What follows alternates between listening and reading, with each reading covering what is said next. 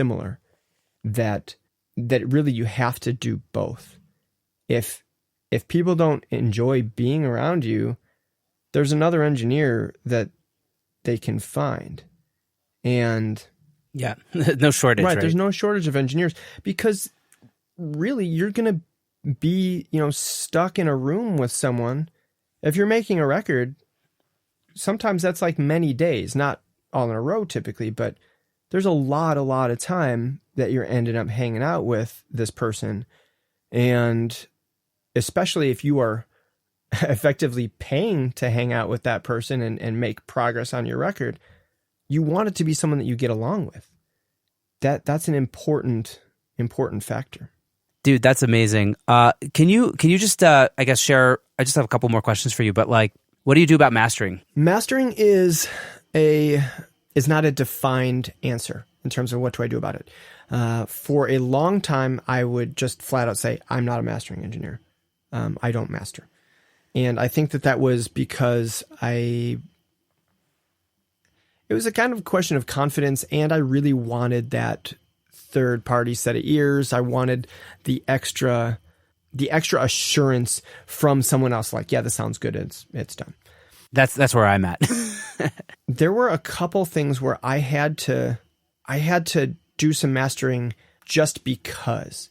And I remember one time I had to master, it was like a live recording that was like a board feed or something from a show somewhere. And I was trying to master it, and I was just struggling, like, man, I can't make this sound any better. And I came to this point where I was just like, well, it's louder. And for this project, that's what it needs. And so I don't know if that was like a turning point or not, but it's just an example of an early mastering thing that I remember, like that like I started to feel like, okay, I can do this, and I'm going to start working at it. And I've gotten to the point where I really enjoy mastering now.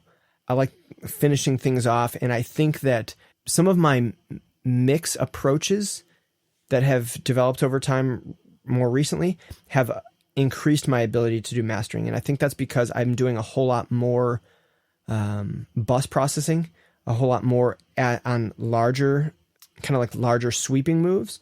I'm doing a whole lot more processing on my master bus or on my drum buses rather than on the individual bits and pieces.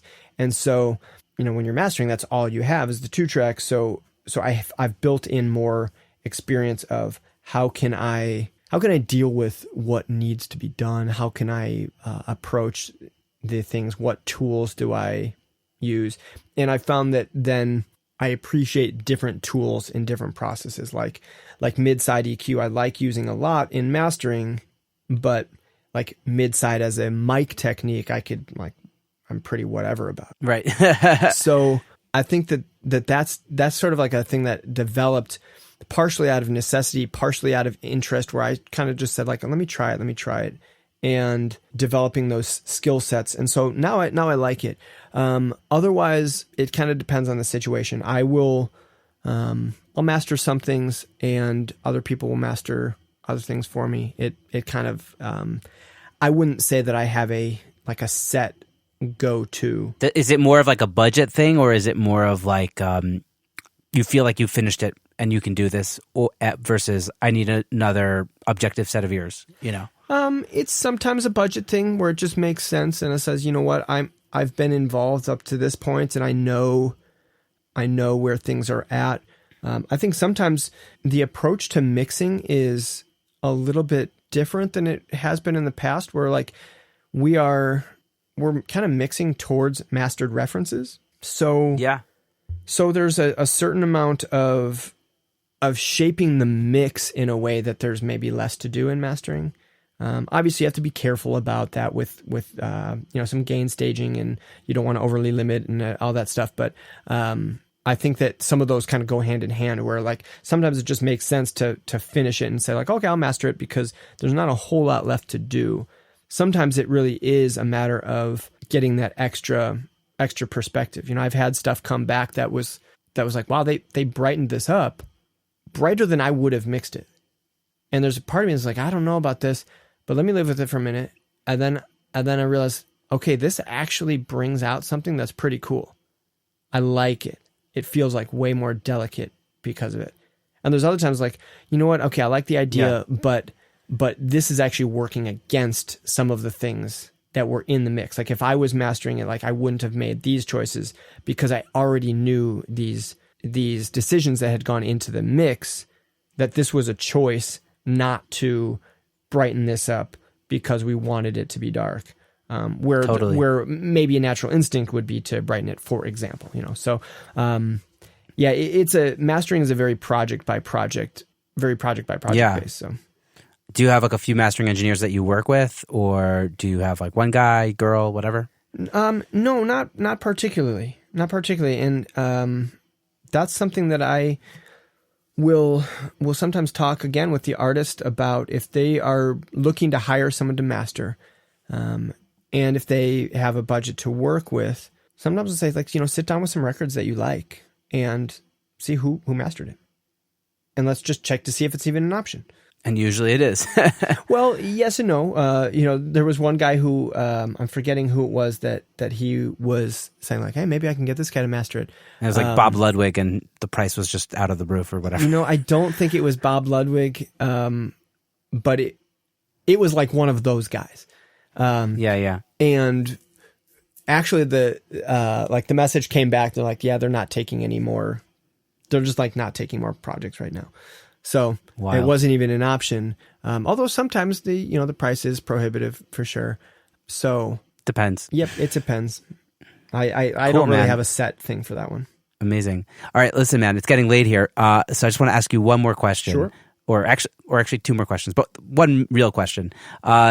So, if you were getting started today, knowing what you know now, what's one thing that you think you did right at the beginning, or one thing you wish you knew at the very beginning that you'd want to impart, on to somebody who's just at the beginning of their journey? My gut reaction is leaning towards something about schedules.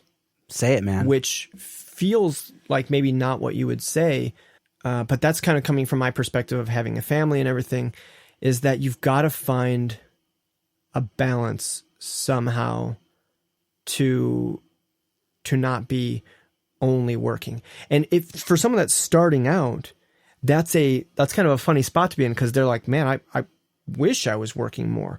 I don't have enough. And that's going to look different for different people. So I'm not going to make like a super broad stroke statement, but it's important to figure out ways to do something else. And it could be a lot of different things. Maybe it might just mean like taking time off to rest. Maybe it means having some sort of hobby or some other thing that you do. But I think that's important, even as you go back to your question about maintaining creativity. If you're just tired, it's hard to maintain that. It's hard to push through.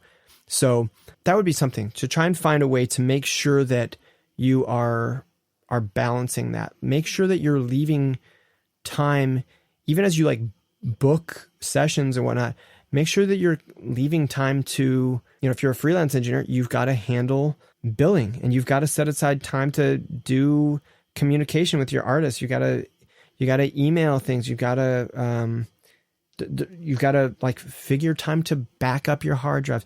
All these things take time. And right on. It's all the unbillable time that changes dramatically the amount of hours that you work.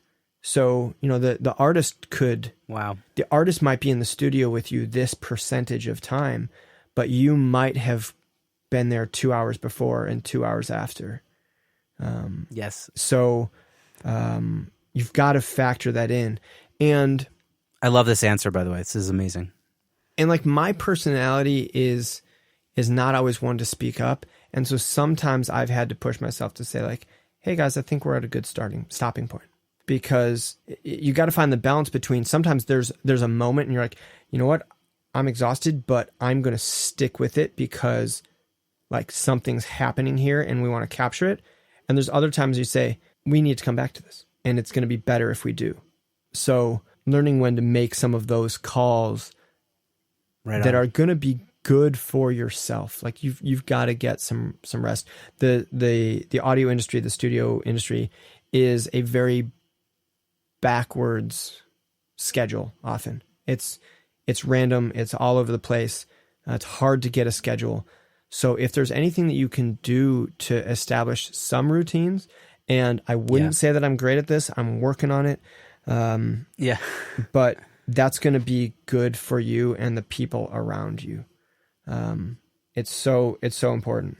All right, Andy, that is the word of wisdom. I love it. Thank you for sharing that, because I feel like a lot of people don't talk about that, and it's an important thing to learn. And I'm still working on it also, obviously, as well. So thanks for sharing that. You're welcome. So Andy, how can the listeners find you on the internet? On the internet, well, I guess you can find the studio I work out of. That's Rax Trax, RAXTRAX.com. And you can see a little bit about the space. The only social media platform I use is Instagram, and that's at Shoemaker Recording. And you can find me there. Perfect, man. Well, Andy, this has been such a pleasure, and I learned a ton talking to you. I'm sure the listeners will as well. So thank you for your time and for your wisdom. Oh, thanks, man. No problem at all. Absolutely, dude. Take care and stay safe out there. All right, you as well. Have a good one. Thank you so much for listening to this episode of Secret Sonics. I hope you enjoyed my conversation with Andy as much as I did. If you enjoyed this episode or any of our other episodes, I'd super appreciate it if you would go to Apple Podcasts and leave us a rating and review. It really helps the show. And if you could share this episode or your favorite episode with a friend or two, that would also really help the show move forward. In addition to that, you can find us on social media. Just search for Secret Sonics. We're on Facebook. We're on Instagram. And you can email me at secretsonics@gmail.com if you have any comments, feedback, guests you might want to recommend, anything like that. So that's about it for now. Until next time, I hope you guys have a great week. Stay safe out there and dig in. Bye-bye.